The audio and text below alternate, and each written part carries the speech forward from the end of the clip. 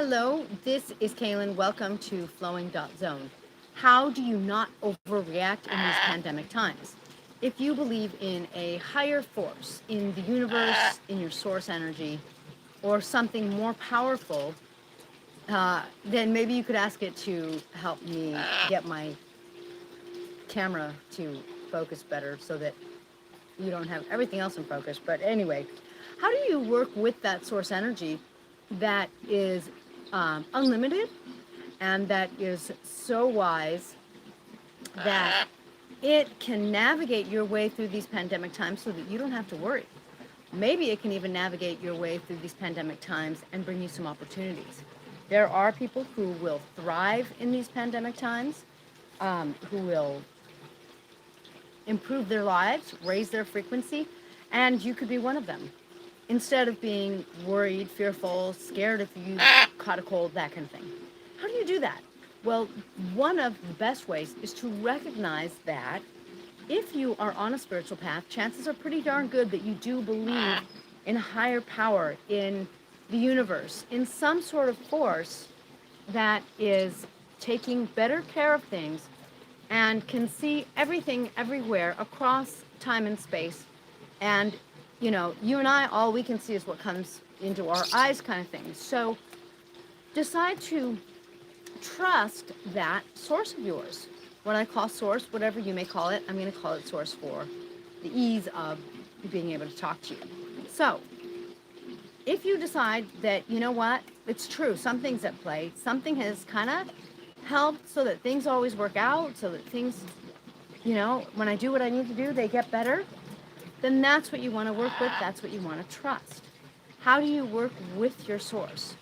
You work with your source not by coming from fear. You certainly can't come from a place of fear or worry or anything like that.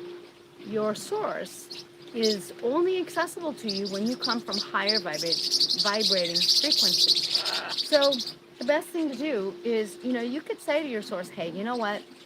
I'm worried about everything here. Nope. Be nice, sweetie. I'm worried about this pandemic. Can I introduce my parrots?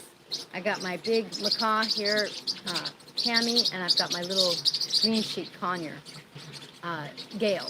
Anyway, you could say, hey, you know what? I am worried about these times. I don't want to get sick, or I don't get to work right now. I don't get paid. What are you and I going to do? What are we going to do? And listen for an answer. Tap into yourself. This is a time where some people will have a great need and they will turn it into opportunity. I went to my mom's for breakfast this morning, and my mom and her husband are resealing the grout floor. They're cleaning the grout and then they're resealing it in their new home. And, I was saying that, that's such a tough job. It takes so much time. And you're down there all on the floor cleaning the grout. And my stepfather was saying, yes, it's just taking forever. It's, they're doing a little piece at a time because it's so intense. I said, you just can't pay for that. And he said, yes. And unless you know of some product that can kind of really seal it in. And I said, not even the seal can seal it in. Now there's something, maybe some creative, young, brilliant person is going to invent a really good sealer, something that actually seals your grout so that your grout, stays pretty. So that's a good example. It's because we are home, we're focusing at home, and we're talking about things going on there, that idea came up. But the same can happen for you, right? This is a time of opportunity. So tune into yourself, tune into what it is that you are needing. Are you needing, like, toilet paper? Maybe someone's going to invent an inexpensive French boudet. So my point is, I understand that it can be difficult and challenging, and I also understand that I'm trying to tame this one. I also understand that it can be, you could be going through some serious feelings and emotions right now. And for that, look at the link below on how to flow your energy. Don't keep uncomfortable feelings, emotions, energies You really want to work on letting them flow so that you shift the energy and transmute it.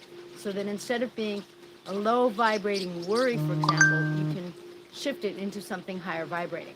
So work on doing that kind of thing as it is that you work on really working with your source. Have some conversations with your source. See what you need and go from there. Be cautious. Be smart. You know, we are all going to die sooner or later, and you're not really going to avoid whenever your time is up. The question really to me is, how do you enjoy the time that you have here? And how do you make sure that you make it as wonderful as possible? And the only answer I know is you live a co-creative life with your source energy, who knows better than you, who's going to protect you kind of thing, and take better care of you. So tap into yourself. Maybe this is a really good time, if you're at home and you have time, to make meditation a part of your daily routine. You know, that kind of thing. See what it is that you need. Maybe this is a time for you to do something, start a little business that you've always thought about.